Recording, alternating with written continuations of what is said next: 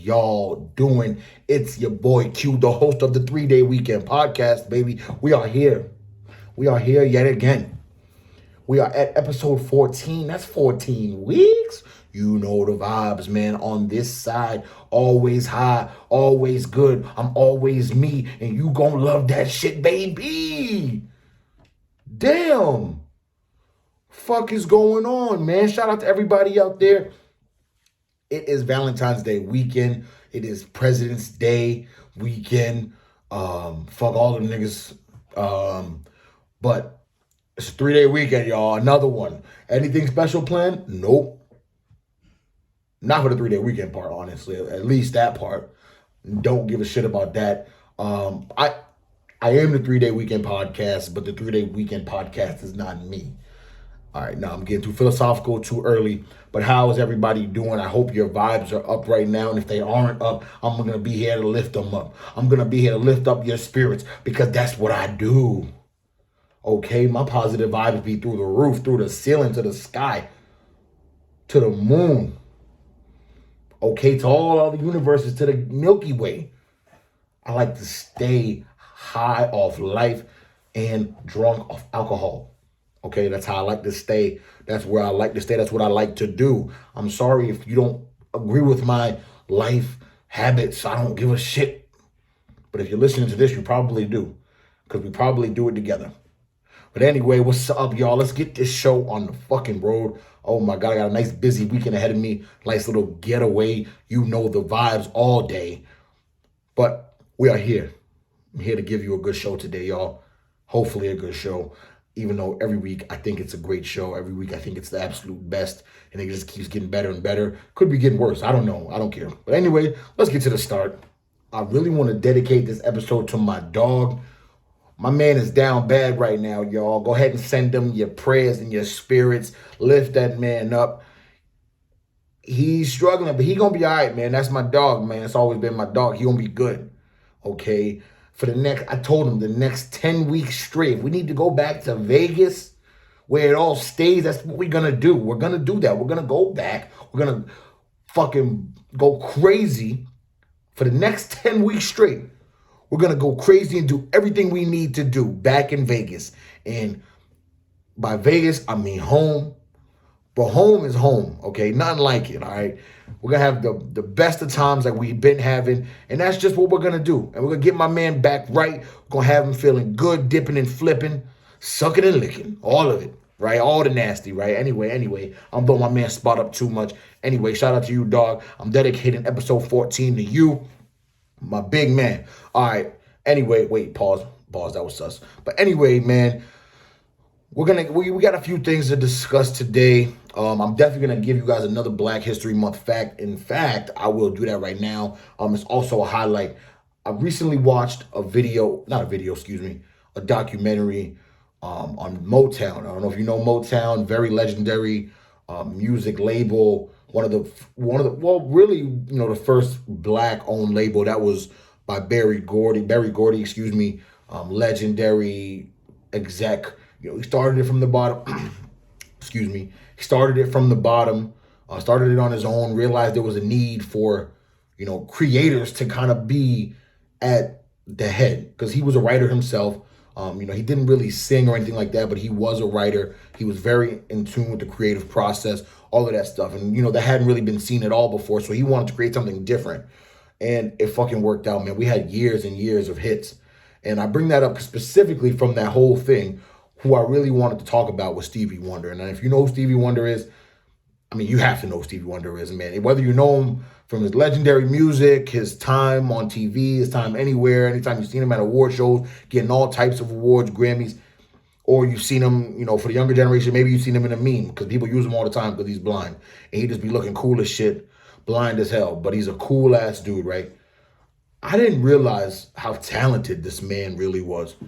When I say that, we know he's talented, right? The nigga plays the piano, sings amazingly, does all these instruments. That's enough right there. He's blind, right? That's enough right there. You can stop right there and you would already consider this dude a legend.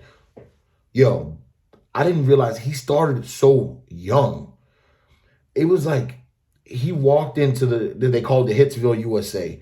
That was the studio, all the departments. That was the main building for where Motown started and where it, built its legacy. 11-year-old kid, 10-year-old, 11-year-old kid walks in. You got legends there already. You got guys like Smokey Robinson, all these different groups, the Temptations, all that stuff. 10-year-old kid walks in, blind, right? He needs assistance. Goes right over to the piano. On the piano right away, going crazy. They in there like, well, okay, wow, that's amazing. That's great, son. Then the nigga go to the harmonica. Now he on the harmonica singing, blowing, all that shit, man. This dude is a 10-year-old, 11-year-old kid. And he was famous by 12. They were like, yo, we need to get this kid on the team, sign him, all of that shit. They got him on there. And that's where Stevie Wonder started. You know what I mean? One of his biggest things, he was at the Apollo. They wanted to take him off stage. It was over. But he said, no, I'm coming back. 12 years old. He's on stage. Everybody get your hands up. Yeah, clap, all that. Playing the harmonica. Man, the dude was immensely talented. I couldn't even believe how talented this dude was. Like, that young, straight prodigy, and that's when they called him the genius, and that word was thrown around a lot. It still is. But they were like, no, this kid is truly a genius. This young, outplaying all these people on all these different instruments, has the voice of a fucking angel, and there's nothing he can't do when it comes to music. And it's almost like, how do you learn this stuff on your own? You know what I mean? Like, he wasn't like he was taking a bunch of courses. Of course, once you get in the business, you start getting better and stuff. All these resources are given to you, but man, that's some real crazy shit. And then obviously from that point on, he became, Stevie Wonder, and the rest is literally history. So man, that's my Black History Month fact and highlight today, man. Make sure you guys are reading up and doing something, man. Just do your part. Do your part or you're a racist. Okay, I'm going too far, but just do something. Might as well. Why not? You know what I mean? You don't know enough about it. You might as well learn about it. We are Americans too, buddy. Right? And our history is just as important. And they don't teach us that. And it's not your fault all the time. You might not have nothing against it, but go out there and read a book, look at an article online. You can go on Twitter and put in the hashtag Black History Month facts, and you'll learn a bunch of shit you didn't even know. But if you don't want to do any of that, I'm going to keep giving you this every week until the end of the month. All right? Damn, I made that sound like I got to stop. But just to keep y'all informed and keep y'all fresh, man, I'm going to keep giving it to y'all. Yo, did y'all know that buffets was open? Like, when did see, I'm a nigga that love buffets. My big fat ass loves going to a buffet. You telling me for $15 I can go out and eat anything I want? Anything I want? I can sit here all day for 15? Come on, man. That's a broke nigga's dream. That's a rich nigga's dream. That's a middle class nigga's dream. That's everybody's fucking dream. That's just amazing, right? And especially them Chinese buffets that got the different foods. Ooh, they mix it up a little bit. They spice it up. Might have some regular American French fries over here. Some, look, that sounds crazy. But some regular chicken wings over there. Then you have your Chinese food over there. And of course you're going to touch that. But you might get a little sick of the General Gals. You might get sick of the sweet and sour, right? So you can dabble around. Get yourself some white rice. Boil it right the fuck up. The shit is amazing. And, I thought they were down for the count. I thought buffets had no chance of even coming back once this whole pandemic thing was over, right? I guess I thought wrong. I guess I really thought wrong, because one of my favorite buffets, I was driving by it the other day and I saw that it was open, and I saw people up at the thing doing what they normally do. They had masks on, but everybody's touching everything. So I'm like, bruh, this shit is insane. Like, this is me from a distance, like just driving by, just seeing the place. I'm like, that can't be normal, or that can't be okay. I don't get it, right? And I know they were closed probably in the beginning, but every restaurant was closed in the beginning at some point. But I thought buffets, like I said, I thought they were down for the count. So, in real fat boy fashion, I had to find out for myself. So this is about 2 weeks later, I said, you know what, ever since that first time, I'm like, you know what, I'm going to try that shit. I'm going to go see it there, see what they're doing, see how they're giving it up in there, if they're really following protocol. Wink, wink.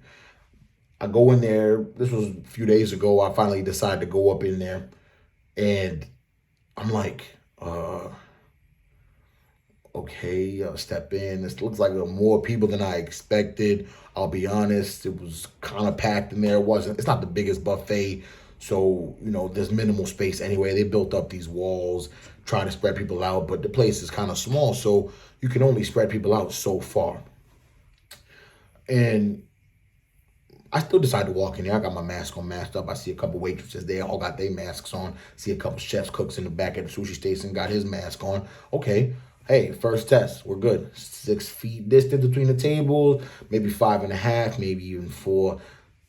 We'll leave it at that. Just put us somewhere back in the corner. Go back to the corner. Then I go, as we normally do, you put your jacket down, you get a water, and then, you don't want to get nothing too heavy there to drink because you want to fill that belly up. Go over to the station, right? This one is not a big one, like I said, so it has just a long station, one long station. And, to my surprise, you actually weren't able to grab your own food. I'm like, okay, no, this is sensible. Now, this makes sense. I thought I saw something completely different, a couple weeks ago, but they had almost like a fast casual restaurant kind of style, like, for example, like a Chipotle or a Sweet Green or one of those places where it was people behind the glass now serving you. And they went even another level. They had straight up paper plates. I felt like I was at home. You give me a paper plate, so you throw in a plastic fork and knife, and I'm home. Wait, not a plastic knife, because I got a whole gripe with plastic knives. Those are probably the worst invention ever created, ever known to man, because what the fuck is a plastic knife going to cut? Back to the point. Sorry, got off track. Everything is plastic. Everything is paper. So I'm not mad at it. I mean, if you go to a Chinese buffet and the place ain't dirty, why would you eat there? You have to go to the Chinese food places that look kind of dusty. If you see a rat crawl across the floor, maybe run around in the back somewhere, that is the best food you're gonna get.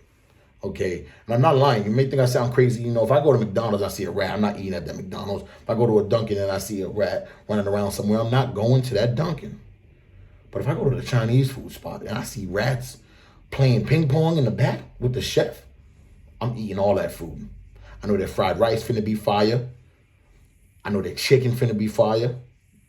I know that teriyaki finna be teriyaki in. Like, everything in there is gonna hit.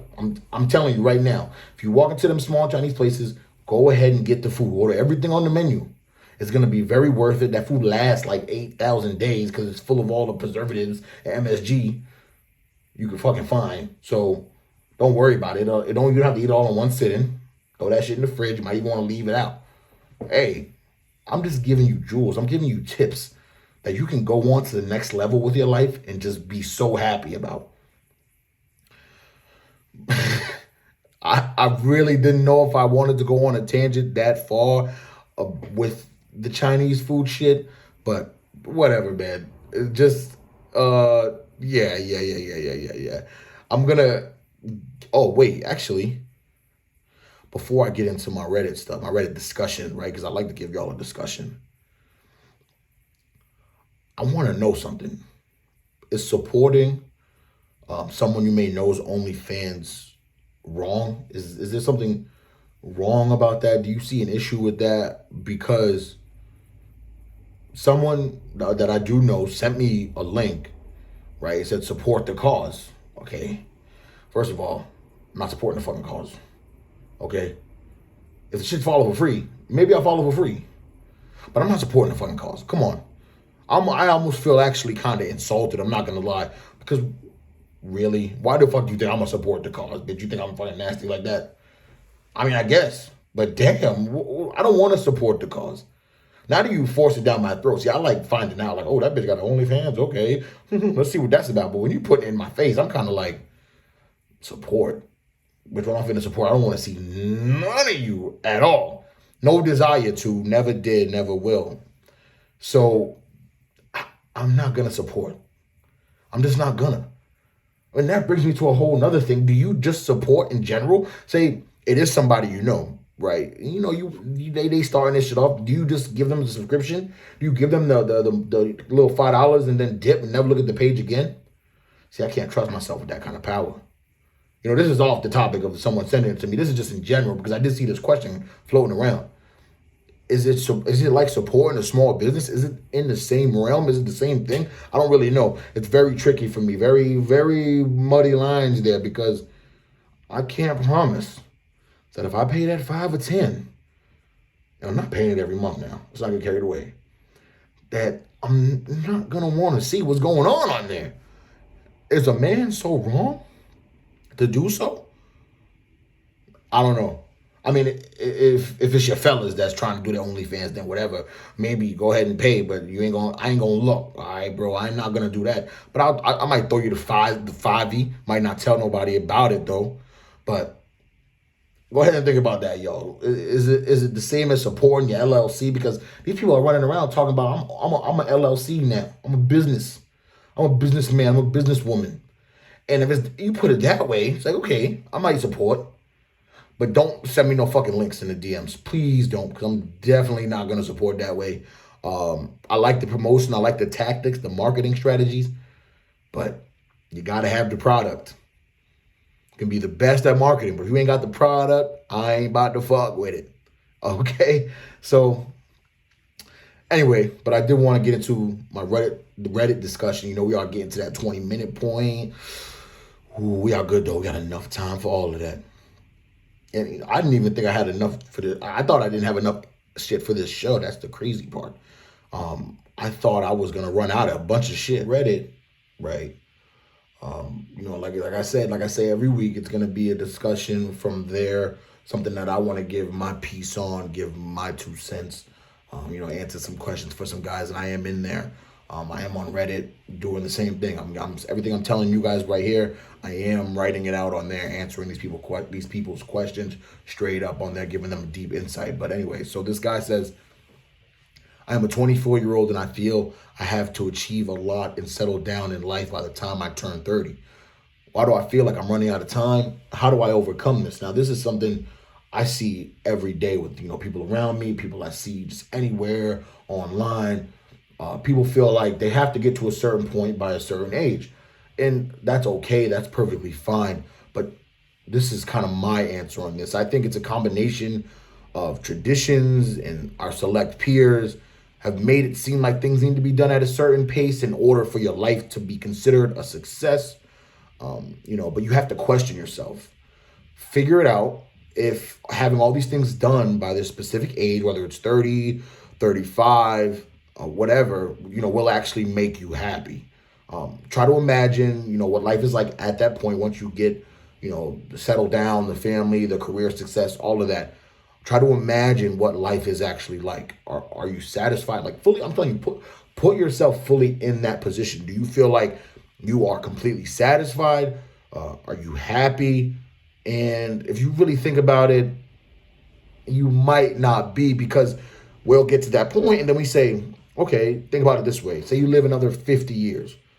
You think you'll be comfortable with that settled mindset that you were chasing, you know, you're in your 20s, you were chasing for, like you were chasing to get to that point, like that was the end all be all. Now you have to live 50, 60 years with that same foundation. And to some people that sounds great. I get it. It's the comfortable side of it. It feels comfortable, feels nice to be stable for that long.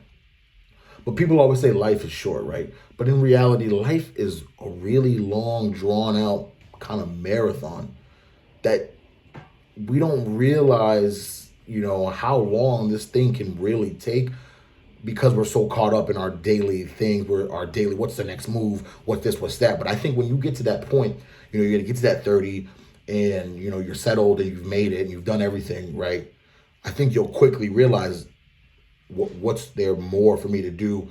And then, you know, some people, you know, they get to that 30 and then they wait until they're 40 for them to say, oh my God, like I need to do something else. And that's where people come into these midlife crises. And that's where you run into trouble, because, you know, at some point it might actually be too late. I don't subscribe to that. I believe it's never too late. You can be 85 years old. And if you want to fucking make sure you want to run a marathon, you know, the bucket list, whatever you want to do, I think you always have the time to do it. It just takes God willing. You know what I mean? Because health problems, you know, some things happen that we can't control, but I never think it's too late to just try things you want to do. So that's my mindset on that. But kind of back to answering the question specifically, like I said, so you say you live another 50 years and, you know, you think do you think you'll be comfortable being settled for that long? Probably not.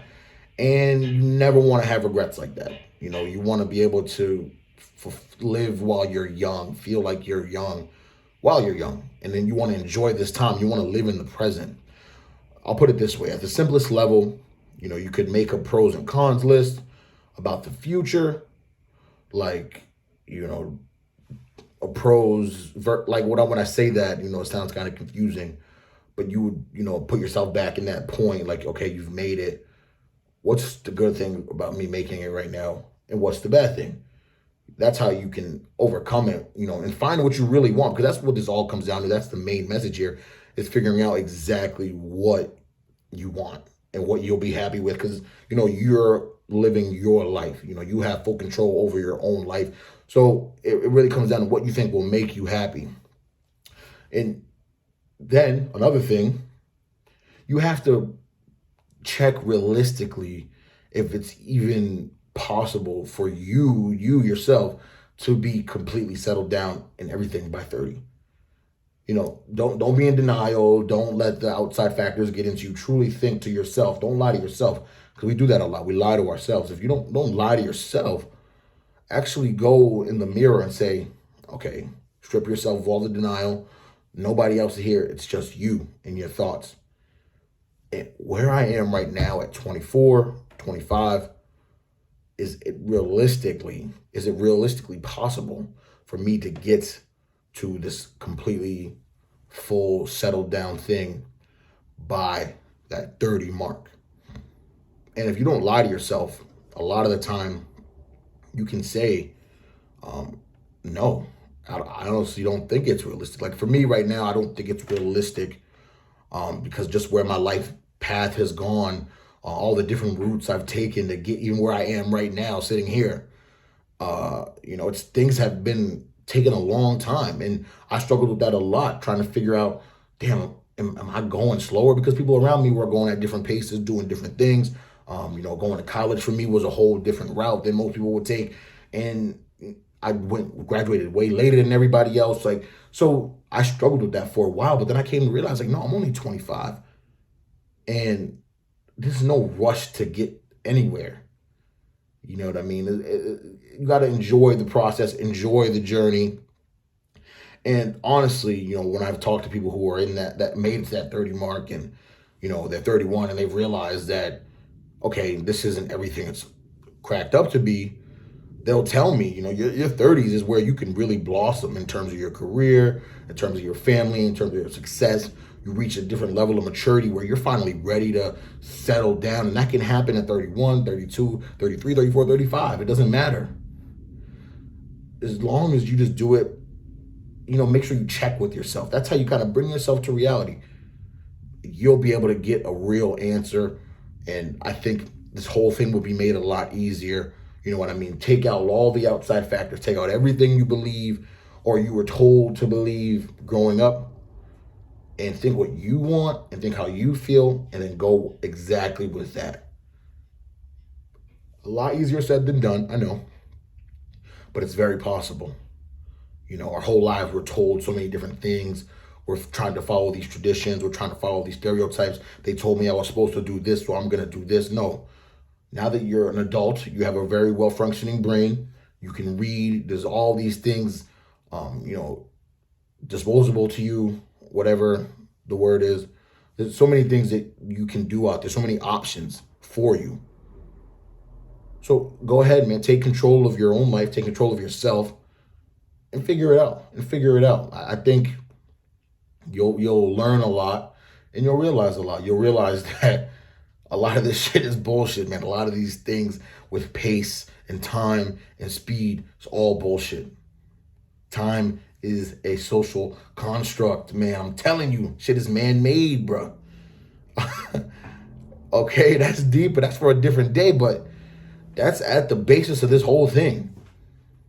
You can do anything you want at any fucking pace at any time, as long as you're good. As long as you're fucking okay with who you are and you're happy.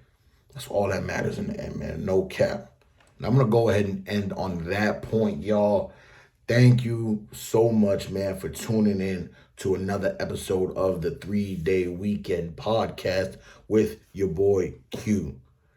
the host, the big host, the big dog. Thank you guys, man. It means so much that you guys keep coming back here week after week to turn up with me, to listen to me, to discuss with me, all of that shit, man. Okay, it really means a ton. And I feel like I do this every week, but it really does, man. We 14 weeks in. 14 pods, 14 weeks. You know the vibes. All right? Y'all go have a good rest of your day, good rest of your night. Whatever you're doing right now, like I said, thank you. Have a fucking blessed weekend, week, day, night, morning. Kiss your man, kiss your girl, kiss your wife, kiss your husband, kiss your kids, kiss your siblings. Do it all. Tell them you love them. And if you don't know anything, Big Q loves you. All right, y'all. Peace out. I'm going to see y'all next week. Have a good one, y'all. Peace.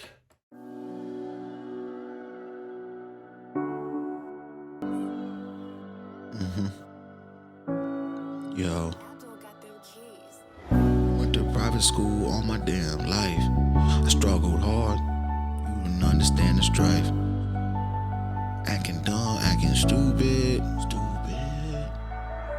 I said I was a smart kid and I knew the truth. I was dumb as hell, look at me in my eyes.